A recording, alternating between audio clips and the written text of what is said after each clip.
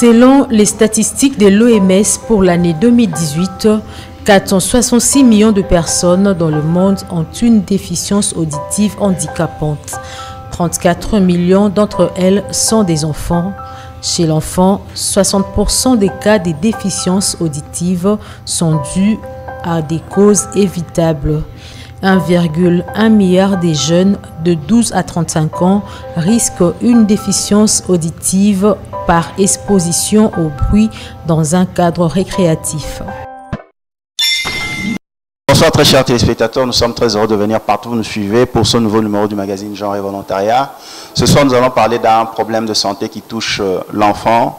Nous allons parler de la déficience auditive, de quoi il s'agit. Et pour en parler, nous sommes reçus ici au Centre médical Diamant Ngalema, où nous allons nous entretenir avec le docteur Roberta, que je m'en vais saluer. Bonsoir docteur Roberta. Bonsoir. Comment vous allez? Ça va bien, merci. Et vous? Docteur Roberta a une toute petite voix, hein. Elle va nous aider à être plus audible. Docteur Roberta, ma toute première question, c'est quoi le système auditif humain? Parce que nous allons parler ce soir de la déficience auditive chez les enfants. Ok.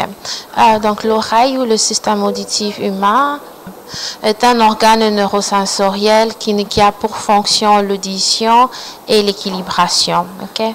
Cet organe est divisé en 3 parties, l'oreille externe, l'oreille moyenne et l'oreille interne. Okay? Et chaque partie de l'oreille joue un rôle très important pour la transmission de son ou la perception des sons. Alors, l'oreille externe nous permet de capter les sons, de les emmener vers... Là, vous parlez directement de la composition. Hein. La composition et le fonctionnement. Voilà. Okay. Alors, l'oreille externe nous permet de capter les sons, les emmener vers l'oreille interne, aussi d'amplifier les sons. Okay. L'oreille moyenne nous permet de transmettre les sons de l'oreille externe vers l'oreille interne et en même temps protéger la cochlée qui est dans l'oreille interne. Et l'oreille interne transmet les sons reçus vers les structures plus centrales pour l'interprétation de ce qui a été entendu. Mais quand on parle de l'audition, nous parlons des sens, des 5 sens. Hein. Mais il y a l'un des sens qui attire notre attention, c'est l'ouïe. Qu'est-ce que nous devons comprendre par lui? Et comment se développe lui chez un être humain, nous prenons chez un enfant, pendant ces différentes phases? Ok. Alors, comme tout autre sens, vous avez dit, on a l'ouïe. L'ouïe, c'est un sens qui nous permet de percevoir les sons. Okay? Et comme tout développement chez les enfants, l'ouïe a aussi ses étapes très précises qui peuvent être observées chez les enfants. Okay? Une certaine tranche d'âge. Par exemple, chez les bébés de 0 à 3 mois, ces enfants ont déjà développé une conscience auditive. Okay? Ils réagissent au son fort, en souriant ou bien en sursautant. Quand il y a une source de voix, vous les voyez, ils essayent de tourner, chercher le son vient d'où. Ils sont familiers avec les voix qu'ils entendent, par exemple les voix de la maman, qu'ils entendent dès le moment où ils sont dans le ventre. Ils sont déjà familiers avec ce genre de voix. Mais par contre, la localisation de son et la compréhension des phrases et tout ça se développe un peu plus tard, entre 4 à 6 mois, jusqu'aux alentours de 25 à 30 mois, où ils ont maintenant une mémoire auditive de 2 à 3 éléments. Ils comprennent des énoncés plus lents, des instructions de 2 à 3 étapes. C'est un peu ça qu'il faut observer chez les enfants dans leur développement de l'ouïe. Docteur Roberta, je ne sais pas si c'est l'intox ou c'est vrai, lorsque une femme est enceinte, vous verrez la maman parler au ventre, comment tu vas, je t'aime mon chéri, tu verras le papa, le mari venir parler au ventre de son enfant, mon chéri, comment tu vas, tu es bien. Est-ce que c'est vrai que l'enfant, dans le ventre de sa maman, il entend?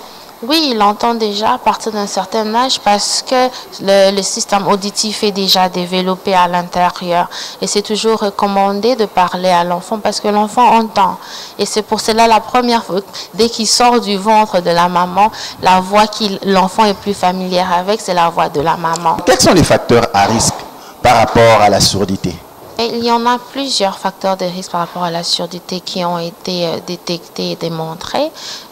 Comme le premier qu'on peut dire, ce sont les antécédents familiaux de surdité.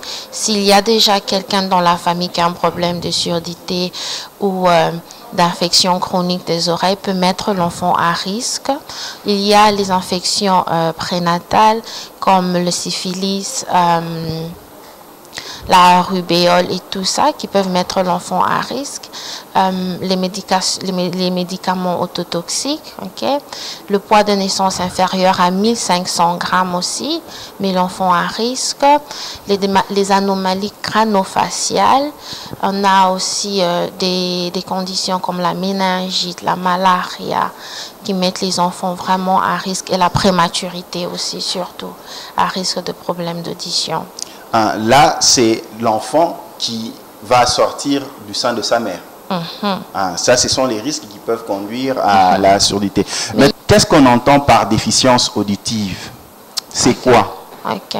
La déficience auditive, et on réfère à la déficience auditive quand il y a une élévation du seuil de la perception du son, quel qu'en soit le degré. Donc, étant donné qu'il y a une perte d'audition, de n'importe quel degré, que ce soit une baisse légère, une baisse moyenne, on parle déjà de déficience auditive. Et cette déficience auditive est déterminée avec des facteurs très précis. Par exemple, l'intensité de la déficience auditive, qui est le degré. Donc, on détermine l'audition par rapport à son degré. On a la perte légère, la perte moyenne, la perte modérée, la perte sévère, la perte profonde. Il y a aussi le caractère de l'atteinte. Par le caractère de l'atteinte ou la latéralité, on voit est-ce une perte unilatérale, donc dans une seule oreille, ou bilatérale dans deux oreilles. Le troisième point important pour déterminer la surdité, on a la location anatomique de l'atteinte. Là, on parle de c'est quelle partie de l'oreille qui a été affectée. Est-ce l'oreille externe? Est-ce l'oreille moyenne ou est-ce l'oreille interne? Parce que c'est avec ça qu'on saura décrire, ok, c'est dans cette partie de l'oreille qu'il y a une lésion, et on sait comment traiter et déterminer la perte d'audition. Et un autre critère qu'on utilise, c'est la symétrie. La symétrie, disons soi-disant que l'enfant a une perte bilatérale. Alors on évalue, est-ce que les pertes sont symétriques, donc presque identiques dans les deux oreilles, ou asymétriques? Et le dernier, c'est la configuration du MAP ou de l'audiogramme. Après avoir été évalué, qu'on détermine que c'est quel genre de perte, c'est quel type de perte qu'on confirme avec l'audiogramme. Donc, c'est ça les caractères qu'on utilise pour déterminer une surdité. Docteur Roberta, je vous ai suivi attentivement. À quel moment peut-on parler de déficience auditive et de surdité? Est-ce que déficience auditive égale nécessairement à surdité? Je pense que c'est deux mots qui s'utilisent, comment on dit, presque au même moment, pour le même sens. Déficience auditive, comme j'ai dit, ou surdité, ça peut être une perte partielle ou une perte totale. Tout, c'est la surdité. Quel qu'en soit le degré de perte d'audition, il y a toujours un élément de surdité. Surdité n'est pas égal à sourd complètement, sourd, profondément sourd. Non, surdité peut être égale à une perte d'audition légère. C'est une surdité légère. Ça peut être égal à une perte d'audition moyenne. Donc, si on dit que quelqu'un est sourd ou a une surdité, n'est pas égal à la personne n'entend pas totalement. Pas forcément. Docteur, lorsqu'on parle chez l'enfant aussi de déficience auditive temporaire, elle est causée par quoi? Déficience auditive temporaire, normalement, on voit les lésions dans l'oreille externe et l'oreille moyenne. Par exemple, dans l'oreille externe, je vais peut-être vous dire un bouchon des cérumen, Parce que je vous expliquais au début qu'il y a le son qui vient de l'air qui entre dans l'oreille, dans la voie auditive. Alors, s'il y a une lésion dans n'importe quelle partie de l'oreille, ça va causer soit une diminution dans l'audition, soit une perte de l'audition. Un bouchon dans l'oreille externe crée une diminution dans l'audition, une surdité temporaire. Donc, le nettoyage des oreilles, séringage, vraiment, on va essayer d'éliminer cet obstacle ou blocage et puis le son va bien passer. Par exemple, dans le cas de l'otite moyenne, qui est placée dans l'oreille moyenne, comme le nom le dit, la même chose. C'est un obstacle qui est dans l'oreille, qui provient, donc qui bloque le son de faire son chemin comme il le ferait normalement. Okay. Donc c'est pour cela que c'est temporaire. S'ils ont été traités, l'audition doit normalement être restaurée dans ses normes. Okay. À part s'il y a d'autres complications, mais dans tous les cas, normalement, l'audition retourne dans ses normes. Docteur, il y a un nouveau-né, il arrive dans une maison, la maison de leurs parents, il quitte l'hôpital, le son de la télévision tout le temps élevé, des bruits. Est-ce que cela aussi est un problème? L'enfant doit être limité par rapport à un son, à un décibel bien défini, lorsqu'il grandit. Oui, normalement, oui. Et tout le monde, c'est pas seulement les enfants, ça c'est chez tout le monde. L'exposition à un bruit pendant longtemps, à un certain niveau, par exemple, décibels de 85 décibels, une exposition pendant 6 à 8 heures endommage l'oreille. Bien sûr, au fur et à mesure. Donc, ce n'est pas recommandé d'exposer ces enfants au bruit pendant une longue durée. Okay. Donc, vous êtes près d'un bar, d'une église où il y a tout le temps du bruit. C'est là aussi peut se répercuter sur la santé de l'enfant ou de la personne adulte par rapport à l'audition. Exactement, oui. Et quel est le bruit ou bien quel est le son acceptable? À quel niveau? Normalement, les sons en dessous de 80, normalement le son des conversations comme nous, dans la vie naturelle, le quotidien, c'est 60 à 75 décibels minimum, maximum, pardon, je veux dire. Au-delà de ça, avec une exposition de longue durée, commence déjà à endommager le système auditif. Voilà, nous sommes en train d'avancer par rapport à notre magazine Genre et Volontariat de ce soir. Nous parlons de la déficience auditive chez les enfants, qui est un sérieux problème. Nous pensons à toute autre maladie, à toute autre anomalie qui peuvent arriver à la personne, mais souvent nous ne tenons pas compte du bruit qui affecte l'enfant. Or, le bruit, quand il est mal perçu, ça déséquilibre lui de l'enfant, et l'enfant n'est pas attentif à l'école, ça peut le déséquilibrer et même entacher tout son avenir. Docteur Roberta, c'est un réel plaisir parce que vous êtes en train de répondre aux préoccupations des milliers de familles qui sont en train de nous suivre partout en Afrique et dans le monde, et en RDC surtout. Là, nous sommes en train de continuer avec nos questions. Quelles sont les causes de la déficience auditive et surdité du point de vue cause congénitale et cause acquise? Il y a de nombreuses causes. Par exemple, du point de vue génital, il y a des malformations qui prennent place dans le développement de l'enfant. Malformations de l'oreille externe et l'oreille interne, qui sont parfois isolées ou bien associées avec des malformations, des cas syndromiques, par exemple chez les enfants qui ont la trisomie 21, les enfants qui ont le syndrome de Usher. C'est vraiment commun dans ces syndromes-là, surtout de malformations, là où on voit qu'il y a des enfants qui ont beaucoup de problèmes d'audition.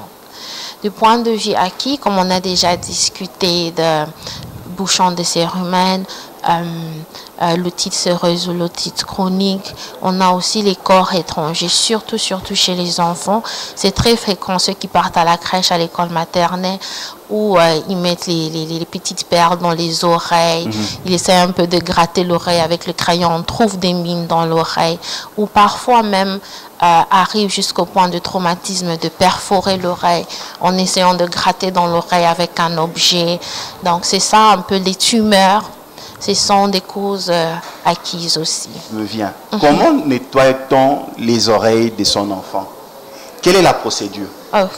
Donc, professionnellement. venant de moi, je ne recommande pas aux parents de nettoyer les oreilles des enfants à la maison. Donc les parents ne doivent pas nettoyer les oreilles de moi. Venant de moi, professionnellement, ce n'est pas recommandé de nettoyer. Là, je vois les mamans vous bouder. Hein? Je vois les mamans vous bouder. Je sais, c'est pas recommandé. Pourquoi? Par peur de délicatesse. Pourquoi? Insérer par exemple un tige coton dans l'oreille. Première difficulté que nous aurons et les parents auront, on pense bien nettoyer l'oreille, mais ce qu'on fait, on pousse vraiment le bouchon profondément dans l'oreille. C'est ce qui se passe, oui. Et chez les adultes et chez les enfants. Qui rend la tâche difficile quand vous venez à l'hôpital avec l'enfant de nettoyer parce que le bouchon est vraiment poussé à l'intérieur. Okay? Au pire des cas, en poussant le bouchon, on perd fort et ceux qui mettent des gouttelettes d'eau, ils secouent la tête de l'enfant pour remuer que l'eau sorte. Non, pas toujours recommandé. Là, vous êtes en train de détruire toute une histoire de la culture de la femme africaine. Hein? Non, mais on est en train d'essayer d'aider aussi pour prévenir les enfants contre ces problèmes à venir comme les infections des oreilles et tout ça. On peut mettre une eau, mais une eau qui n'est pas propre ou bien une eau qui n'est pas où l'enfant a peut-être un tampon perforé qu'on ne sait pas et quand on met de l'eau, ça infecte l'oreille. Docteur, vous dites que les mamans, les parents qui lavent leurs enfants, de venir carrément avec leurs enfants. Exactement ce que j'ai dit. Mais maintenant, l'hôpital, comment on doit nettoyer? À l'hôpital, normalement, ça dépend de la texture ou comme on dit, de la consistance du cérumen. Par exemple, si c'est un cérumen dur, on prescrit d'abord une cérulyse pour amollir et puis après, on fait un séringage. Donc, c'est ça la procédure. Docteur Roberta, c'est pas facile. Hein. Non, pas du tout. Donc, carrément, il n'y aura pas... On ne doit pas laver les oreilles de ses enfants à la maison. Oui, non, on n'est pas lavé. Et puis l'oreille aussi, c'est un organe qui, comment on dit, le mot exact, je n'arrive pas à trouver, mais c'est comme ça se lave de soi. Parce qu'à un certain moment, si l'oreille est bouchée avec beaucoup de cérumen, vous allez commencer à remarquer ça à l'extérieur. C'est parce que c'est en train de sortir. Ou vous allez voir que l'enfant se gratte trop sur l'oreille. C'est un signe d'emmener l'enfant à l'hôpital pour faire nettoyer les oreilles. Donc, pas de coton, pas d'eau, rien. Lavez toutes les autres parties du corps, mais pas les oreilles. Oui. C'est pas moi, c'est Docteur Roberta. C'est pas moi, c'est Docteur Roberta. Docteur Roberta est spécialiste. Donc, c'est difficile, mais qu'est-ce que nous pouvons faire? C'est la médecine. Docteur, maintenant, quel est l'impact de la perte de l'audition sur le plan fonctionnel, plan impact social? Quand on perd l'audition, qu'est-ce qui arrive? Qu'est-ce que vos patients vous disent? Normalement, chez les enfants, la grande partie le plus grand problème quand il y a une déficience auditive, c'est l'acquisition du langage, l'habilité de communiquer et d'apprendre. Donc c'est ça la conséquence principale chez les parents, c'est l'apprentissage, l'acquisition du langage. Parce qu'on a une période critique d'apprentissage entre 0 mois à 6 ans. C'est la période critique là où l'enfant apprend les sons, l'enfant apprend à parler, l'enfant apprend à comprendre. Et si l'enfant n'a pas été détecté avant qu'il a une perte d'audition et prise en charge, en ce moment-là, l'enfant perd beaucoup en termes d'apprentissage. Et ça va se refléter quand il va commencer l'école. Ça, c'est le fonctionnement. Quand il va commencer à aller à l'école, soit ils seront isolés dans leur coin, ils ne font pas des amis, ils ne parlent pas avec des gens, pas parce qu'ils ne veulent pas, mais c'est parce qu'ils n'entendent pas ou ne comprennent pas ce qui se passe, ou bien ça frustre l'enfant. Alors on trouve ces enfants-là en classe, ils regardent à l'extérieur, ils sont distraits, ils dérangent les ordres, ils ne font pas ce qu'on les demande en classe par la dame, et c'est parfois mal interprété comme il est têtu, c'est un vilain, il n'entend pas, il distrait toujours les enfants, il est paresseux, il fait pas ses devoirs. C'est pas parce qu'il ne veut pas faire, mais c'est parce qu'il ne comprend pas ce qui se passe. Et parce qu'ils n'ont pas été détectés avant, donc il n'y avait pas moyen, il n'y a pas un moyen de les aider. Il n'y a pas un aménagement qu'on peut adapter, par exemple, en classe pour un enfant qui a une déficience auditive peut-être moyenne. Okay? On ne l'a pas détecté, il se met derrière en classe. Il ne comprend rien, il n'entend pas quand la dame parle. Pendant que si on le savait, on pouvait le bouger devant. Et si la dame savait qu'il avait une perte d'audition, elle allait savoir comment donner des instructions à cet enfant. Elle donne l'instruction générale en classe, mais elle répète pour l'enfant, juste pour l'aider à traiter, à comprendre, à percevoir ce qui se passe en classe. Docteur Roberta, ce que vous dites est très important.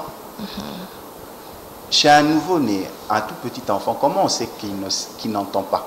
Pour les parents, comment on peut détecter que cet enfant, il y a une anomalie, nous sentons qu'il n'entend pas? Ok, comme on a déjà discuté des causes, sans compter les causes, qu'on a dit les causes de risque et les étapes de développement, okay? Il y a des fois, par exemple, quand j'ai dit les enfants sursautent quand il y a un bruit fort, très simple, on peut claquer la porte. L'enfant qui entend bien va sursauter. Mais l'enfant qui n'entend pas, quand on claque la porte, il ne va pas se retourner, il ne va pas sursauter, il ne va pas crier, il ne va rien faire. C'est déjà un signe. L'enfant qui entend bien... Un mauvais signe. Oui, malheureusement. L'enfant qui entend bien quand quelqu'un parle à haute voix ou bien il y a un stimuli nouveau dans son environnement, va chercher la voix, se retourner. Ou s'il y a un stimuli qui est nouveau, il reste calme. S'il pleurait, il entend quelque chose de nouveau, il reste calme. Mais chez un enfant qui n'entend pas bien, qui a un problème d'audition, tout ça, on ne va pas observer. On ne va pas observer. Ça, c'est observation clinique. Mais professionnellement, il y a des équipements qu'on utilise pour détecter ça, pour évaluer l'audition chez les tout petits aussi. Oui. Docteur, nous entamons déjà notre dernière ligne droite. Nous avons assez avancé. Les parents sont surpris, les parents sont en train de connaître comment observer la santé sur le plan de l'audition de leur enfant. Quelles sont les mesures préventives pour éviter la déficience auditive chez l'enfant ou la surdité? En raison de toutes ces étiologies ou causes multifactorielles qu'on a déjà mentionnées avant, il n'y a pas un moyen spécifique ou un seul moyen de dire, OK, faites ça et puis l'enfant va entendre, faites ça et puis l'enfant n'aura pas de problème de surdité. Mais il y a des gestes qu'on peut conseiller aux parents de faire et de ne pas faire pour éviter de mettre leur enfant à risque de cette surdité. Vous voyez? Comme par exemple, on a déjà discuté, ne pas mettre de l'eau dans l'oreille de l'enfant, okay? Ne pas souffler ou mettre de l'air dans l'oreille de l'enfant, okay? Éviter d'introduire toute substance, soit solide, soit liquide dans l'oreille de l'enfant, sans avis médical, okay? Ne pas gifler, taper l'enfant au niveau de l'oreille et de la tête. Essayer de ne pas faire une automédication, surtout c'est très important. Prévenir déjà quand un enfant a la malaria, la tuberculose et la méningite, parce que on a réalisé que ce sont ces trois conditions qui affectent beaucoup les enfants et par moment, souvent, la plupart du temps, ils se retrouvent avec une soi-disant perte d'audition, de différents degrés. Donc c'est ça que les parents peuvent faire ou éviter de faire à la maison pour ne pas mettre leur enfant à risque. Docteur Roberta, qu'est-ce que nous devons retenir par rapport à la santé concernant le niveau de l'audition de l'enfant? Qu'est-ce que les parents peuvent mettre en pratique désormais grâce à cette émission, grâce à votre participation dans le magazine Genre et Volontariat? Qu'est-ce qui est primordial? Ce qui est primordial de retenir à partir de la séance d'aujourd'hui et l'émission d'aujourd'hui est que l'audition de l'enfant est très importante. Okay? Premièrement, les parents doivent connaître les étapes de l'audition de l'enfant pour savoir observer quand il y a un problème. Okay? Deuxièmement, quand il y a un problème, se référer directement au centre pour avoir une meilleure prise en charge ou un dépistage. Okay? Donc pour moi, c'est ça le plus important. Et de savoir que l'audition est un sens très important si on veut que l'enfant ait une éducation et une inclusion, comment dire, optimale. Okay?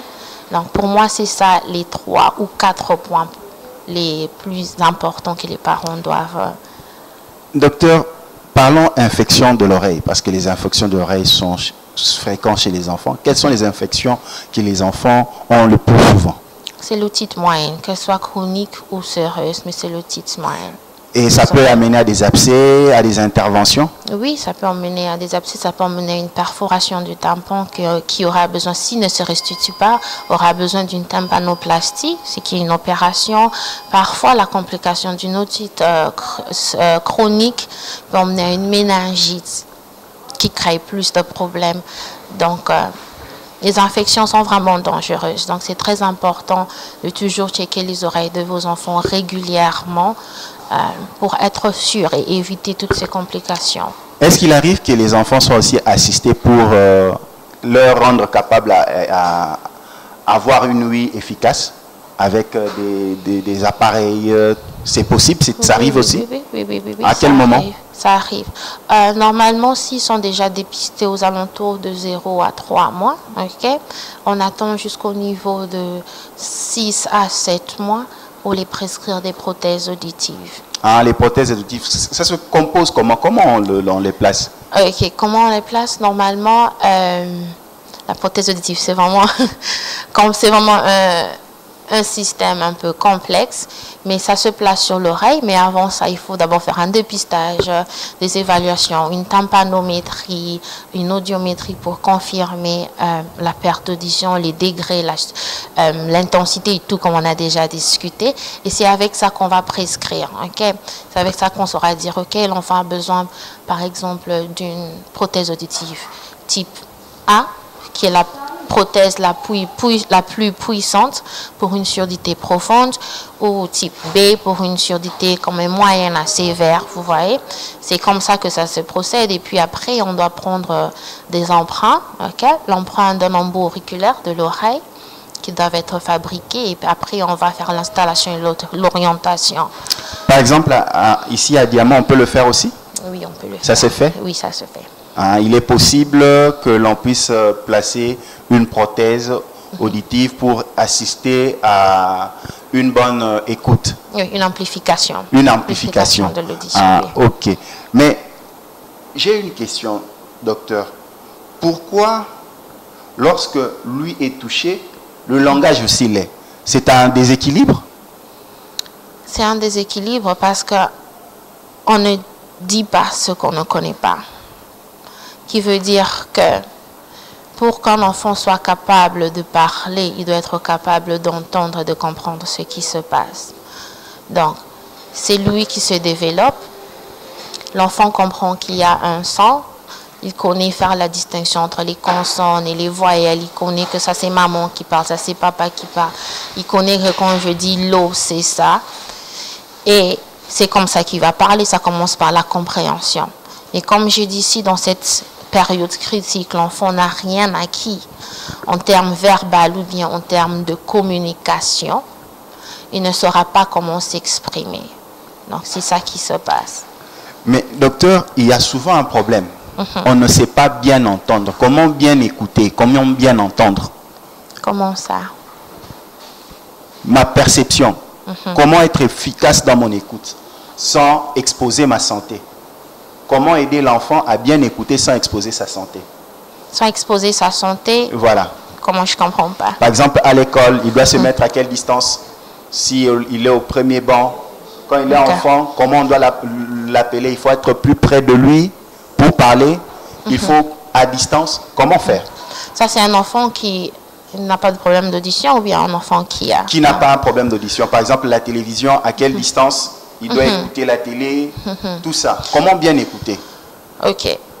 Comme j'ai dit, toujours éviter d'être exposé au bruit. Bien sûr, ne pas être tout près de la télévision avec un volume fort parce que ça ne sert à rien. Si l'enfant entend bien, il n'y a pas de nécessité de le mettre près de la télévision ou bien de le mettre, surtout aussi éviter les casques dans les oreilles, la musique et tout ça à un son fort parce que tout ça endommage. Donc, éviter toute exposition au bruit fort, éviter toute exposition de longue durée à un bruit continuel. Donc, c'est ça qu'il faut faire. Je ne sais pas si ça répond à votre question. Très, très bien. Chers parents, futurs parents, nous sommes avec le docteur Roberta. Nous ne faisons pas souvent attention aux petits détails, la manière dont nous nous comportons. Or, la manière dont nous nous comportons implique même sur la santé. lui, et la capacité d'écouter qui engendre même le parler, parce que comme le docteur dit, on ne parle que ce qu'on entend. Lorsqu'on n'arrive pas à entendre, on ne sait pas parler. Docteur, c'est vraiment une si riche rencontre. Quels sont les derniers mots que nous pouvons retenir de votre passage dans notre magazine Genre et Volontariat pour ce soir? Merci de me recevoir ici et merci d'être venu. Mon dernier mot, c'est d'insister sur la connaissance du développement de vos enfants, surtout sur Louis, l'importance, et aussi d'essayer de chercher du secours, si je peux dire comme ça, du moment où vous soupçonnez que votre enfant a soi-disant un problème, et même si vous n'êtes pas sûr, c'est toujours très bien d'aller faire checker l'audition des enfants, d'aller se faire voir. Parce que dans plusieurs cas, on a trouvé qu'il y a des enfants, de nombreux enfants qui ont des troubles auditifs, mais qui n'ont pas de facteurs risqués d'audition, qui n'ont rien eu que de visible qu'on pouvait voir, mais se retrouvent avec une perte d'audition. Donc c'est toujours bien d'aller toujours faire détecter l'enfant, de se renseigner, même si vous n'êtes pas sûr. Toujours vous renseigner et essayer d'observer vos enfants. Parce que c'est très important pour leur développement, surtout au niveau scolaire. Est-ce qu'il y a aussi des vaccins contre ça? Non, malheureusement. Donc, la seule manière de protéger les enfants, c'est de les faire dépister. Donc, d'où nous devons insister sur le dépistage de ces enfants par rapport à un problème auditif qui peut arriver. Oui. Concernant l'impact économique, l'OMS estime que les déficiences auditives non prises en charge ont un coût annuel à l'échelle mondiale de 750 milliards de dollars internationaux. Il s'agit des coûts au niveau du secteur de la santé, à l'exclusion des cellules des appareils auditifs, du soutien éducatif, de la perte de productivité et de coûts pour la société. Dans le pays en développement, les enfants atteints des déficiences auditives et des surdité sont rarement scolarisés. Les adultes malentendants sont plus souvent chômeurs. Quand ils travaillent, ils occupent souvent des emplois inférieurs par comparaison au reste de la population active. Améliorer l'accès à l'éducation et à la réadaptation professionnelle et accroître le niveau de sensibilisation, notamment des employeurs, aux besoins des adultes atteints des déficiences auditives, permet d'abaisser leur taux de chômage. Docteur Roberta, c'était un grand plaisir de vous recevoir dans notre magazine Genre et Volontariat. Merci. Merci à vous. Je pense que ça ne sera pas une dernière fois. J'espère que non. Nous étions ici au Centre médical Diamant. Merci à la grande équipe du Centre médical Diamant qui nous a aidé à réaliser ce grand magazine. Merci au directeur général Rahim Tajdine de la RDC, Diamant RDC. Et merci aussi à Karim Tajdine, là je vois du côté de Lubumbashi. Merci à Dr Roberta, merci à Z David qui a coordonné ce magazine. Et merci à la grande équipe et professionnels de Genre et Volontariat.